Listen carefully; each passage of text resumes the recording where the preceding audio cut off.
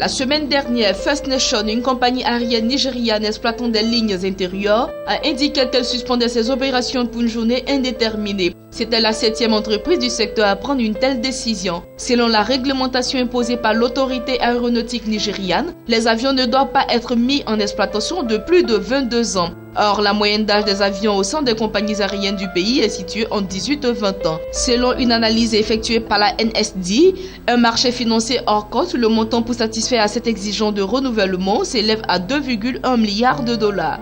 Or, la baisse de la production et des revenus pétroliers, le dépassement des demandes en dollars sur l'offre et une politique économique qui tarde encore à trouver l'adhésion des investisseurs rendent difficile l'environnement des affaires au Nigeria. Toutefois, la NSED estime qu'on devrait assister d'un montage financier complexe pour la mobilisation de ces ressources, avec à la clé plusieurs possibilités, notamment des services de leasing, de prêts avec nantissement ou simplement d'émission d'obligations.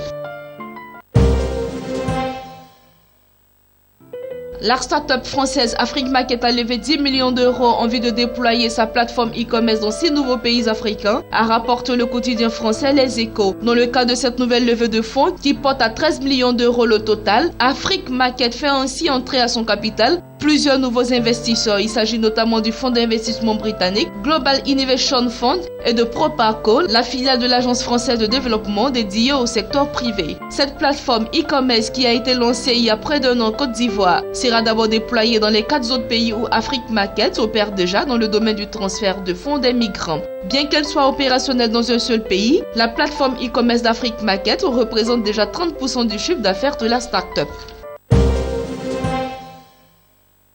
Selon le journal The Japan Stamp, les 3 plus grandes banques japonaises cherchent à étendre leurs activités en Afrique en nouant des accords de partenariat et des joint-ventures avec des banques et des institutions publiques africaines. Sumitomo Mitsui Banking Corporation, Mizuho Bank et Bank of Tokyo Mitsubishi visent ainsi à accompagner les investissements des entreprises japonaises sur ce continent avec lequel Tokyo cherche à raffermir ses liens économiques dans un contexte de rivalité accrue avec la Chine.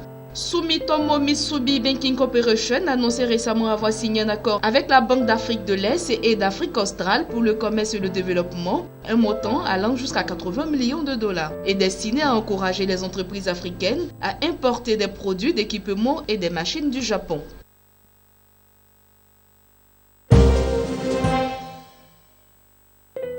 Le PIB de l'Afrique du Sud a accru de 3,3% au deuxième trimestre 2016, ce qui représente un important rebond après la contraction de 1,2% enregistrée durant le premier trimestre, a annoncé l'Office national de la statistique. Par rapport au deuxième trimestre de 2015, l'économie de la nation arc-en-ciel a accru à un rythme plus modeste de 0,6%. Les principaux contributeurs à la croissance du PIB au deuxième trimestre 2016 étaient l'industrie manufacturière et l'industrie minière. Le secteur industriel a enregistré une croissance de 8% principalement, raison de la hausse de la production dans les branches de la pétrochimie, du caoutchouc, des produits en plastique et de l'automobile. L'industrie minière a quant à elle progressé de 11,8%, a précisé StatSA. 2 secteurs seulement se sont contractés au deuxième trimestre, à savoir l'agriculture, la sylviculture et la pêche, et l'électricité, le gaz et l'eau. Les exportations quant à elles ont enregistré une hausse de 18,1% grâce notamment à la hausse des exportations des métaux précieux et des véhicules et équipements de transport. Les importations ont baissé de 5,1% sous l'effet de la baisse des importations de machines et des équipements électriques. Enfin, le recul du PIB sud-africain au premier trimestre de l'année en cours était essentiellement dû à la contre-performance de l'industrie minière, confrontée à la chute des cours et à des mouvements sociaux à répétition.